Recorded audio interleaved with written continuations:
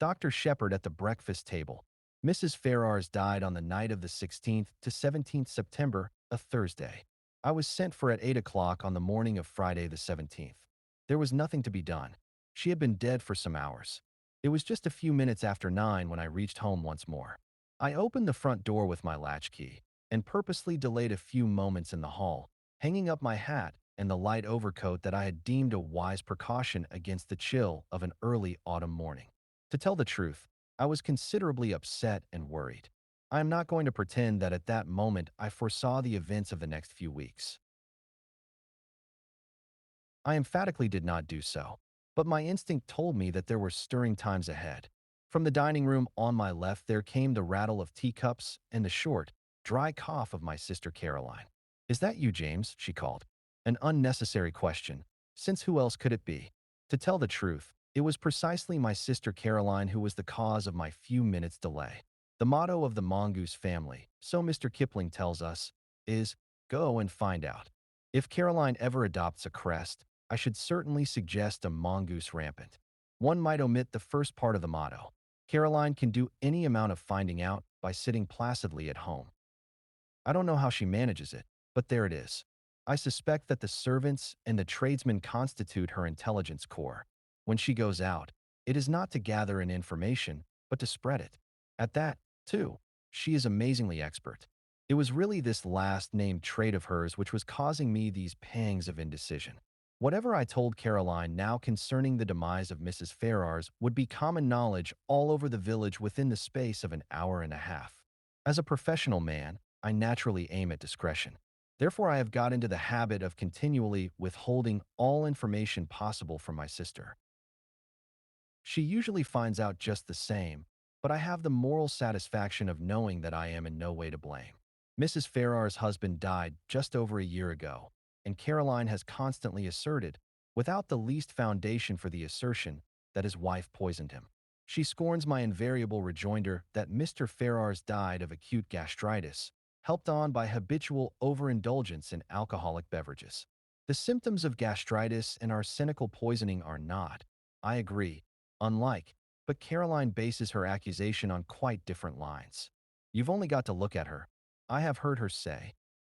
Mrs. Ferrars, though not in her first youth, was a very attractive woman, and her clothes, though simple, always seemed to fit her very well.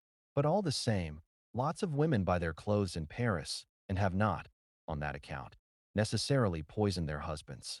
As I stood hesitating in the hall, with all this passing through my mind, Caroline's voice came again, with a sharper note in it. "What on earth are you doing out there, James? Why don't you come and get your breakfast?" "Just coming, my dear," I said hastily. "I've been hanging up my overcoat." You could have hung up half a dozen overcoats in this time. She was quite right. I could have. I walked into the dining room, gave Caroline the accustomed peck on the cheek, and sat down to eggs and bacon. The bacon was rather cold. "You've had an early call," remarked Caroline. "Yes," I said. "King's Paddock. Mrs. Ferrars." "I know," said my sister. "How did you know?" "Annie told me." Annie is the house parlor maid. A nice girl, but an inveterate talker. There was a pause. I continued to eat eggs and bacon. My sister's nose, which is long and thin, quivered a little at the tip, as it always does when she is interested or excited over anything. "Well," she demanded. "A bad business. Nothing to be done. Must have died in her sleep." "I know," said my sister again. This time I was annoyed. "You can't know," I snapped. "I didn't know myself until I got there, and I haven't mentioned it to a soul yet. If that girl Annie knows, she must be a clairvoyant. It wasn't Annie who told me. It was the milkman. He had it from the Ferrars cook. As I say, there is no need for Caroline to go out to get information. She sits at home, and it comes to her." My sister continued, "What did she die of?"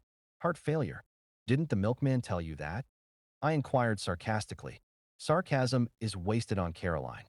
She takes it seriously and answers accordingly. "He didn't know," she explained. After all, Caroline was bound to hear sooner or later. She might as well hear from me. She died of an overdose of veronal. She's been taking it lately for sleeplessness. Must have taken too much. "Nonsense," said Caroline immediately. "She took it on purpose." "Don't tell me." It is odd how, When you have a secret belief of your own which you do not wish to acknowledge, the voicing of it by someone else will rouse you to a fury of denial. I burst immediately into indignant speech. There you go again, I said, rushing along without rhyme or reason. Why on earth should Mrs. Ferrars wish to commit suicide? A widow, fairly young still, very well off, good health, and nothing to do but enjoy life. It's absurd. Not at all. Even you must have noticed how different she has been looking lately. It's been coming on for the last 6 months. She's looked positively hag-ridden, and you have just admitted that she hasn't been able to sleep. What is your diagnosis? I demanded coldly. An unfortunate love affair, I suppose? My sister shook her head. Remorse, she said, with great gusto. Remorse. You never would believe me when I told you she poisoned her husband. I'm more than ever convinced of it now. I don't think you're very logical, I objected. Surely if a woman committed a crime like murder, she'd be sufficiently cold-blooded to enjoy the fruits of it without any weak-minded sentimentality, such as repentance. Caroline shook her head. There probably are women like that, but Mrs. Ferrars wasn't one of them. She was a mass of nerves. An overmastering impulse drove her on to get rid of her husband because she was the sort of person who simply can't endure suffering of any kind. And there's no doubt that the wife of a man like Ashley Ferrars must have had to suffer a good deal. I nodded. And ever since she's been haunted by what she did, I can't help feeling sorry for her. I don't think Caroline ever felt sorry for Mrs. Ferrars while she was alive. Now that she has gone where, presumably, Paris frocks can no longer be worn, Caroline is prepared to indulge in the softer emotions of pity and comprehension. I told her firmly that her whole idea was nonsense. I was all the more firm because I secretly agreed with some part, at least, of what she had said. But it is all wrong that Caroline should arrive at the truth simply by a kind of inspired guesswork. I wasn't going to encourage that sort of thing. She will go round the village airing her views, and everyone will think that she is doing so on medical data supplied by me. Life is very trying. Nonsense, said Caroline, in reply to my strictures. You'll see. 10 to 1 she's left a letter confessing everything. She didn't leave a letter of any kind. I said sharply, and not seeing where the admission was going to land me. Oh, said Caroline. So you did inquire about that, did you? I believe, James, that in your heart of hearts, you think very much as I do. You're a precious old humbug. One always has to take the possibility of suicide into consideration, I said repressively. Will there be an inquest? There may be. It all depends. If I am able to declare myself absolutely satisfied that the overdose was taken accidentally, an inquest might be dispensed with. And are you absolutely satisfied? Asked my sister shrewdly. I did not answer, but got up from the table.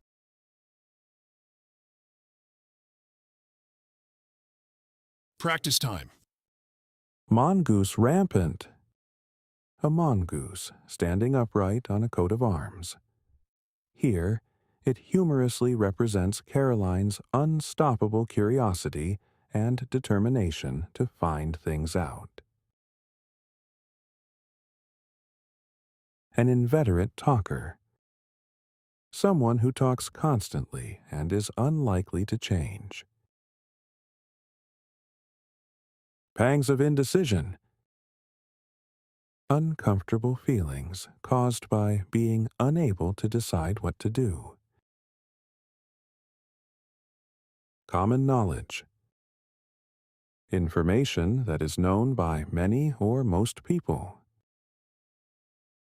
Without the least foundation. Without any evidence or reasonable basis. Caroline's accusation that Mrs. Ferrars poisoned her husband was based on no evidence at all, only on her own conviction and observations. Without rhyme or reason. Without any logical reason or sensible explanation. Dr. Sheppard says Caroline is rushing to the conclusion that Mrs. Ferrars committed suicide without any logical basis. Hag-ridden. Tormented and exhausted, as if haunted by fear or guilt. Mrs. Ferrars had looked increasingly distressed and unable to sleep for several months. A mass of nerves. a person who is extremely nervous, anxious, and easily upset. Caroline says Mrs. Ferrars was a mass of nerves and could not endure suffering of any kind. Sarcasm is wasted on someone. The person does not understand sarcasm and takes the remark seriously. Dr. Sheppard sarcastically asks whether the milkman also told Caroline the cause of death, but she answers him literally. Inspired guesswork. A correct conclusion reached without enough evidence or logical reasoning. Dr. Sheppard admits that Caroline may have guessed the truth, but he refuses to encourage her method.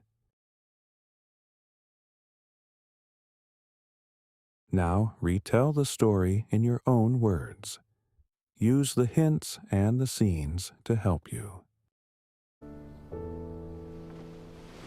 Is that you, James? Keine Chance, no colors.